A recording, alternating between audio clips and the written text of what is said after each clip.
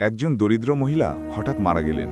তার মেয়ের কাছে কোনো টাকা না থাকায় মেয়েটি তার মাকে একটি পুরনো ছেঁড়া চাদর পরিয়ে দাফন করে দেয়। পরদিন মেয়েটি কান্না করতে করতে ঘুমিয়ে পড়ে। হঠাৎই স্বপ্নে মেয়েটি তার মাকে দেখতে পায়। তার মা চিৎকার করে কান্না করছিল আর বলছিল, মা, আমার কাফন তো পুরোটা ছেঁড়া। এখানে সবাই নতুন কাফন পরে ঘুরছে। আমি এখানে খুব লজ্জা পাচ্ছি। তুমি আমার আলমারি খুলে দেখো, এক কোণে কিছু টাকা আছে। কালকে তোমার সালমা খালা আমার এখানে আসছে। আমার জন্য নতুন একটি কাফনের কাপড় কিনে তোমার খালার সাথে পাঠিয়ে দিও। ভয়ে মেয়েটির ঘুম ভেঙে গেল। সে দৌড়ে গিয়ে আলমারি খুলল এবং সত্যি সেখানে কিছু টাকা খুঁজে পেল।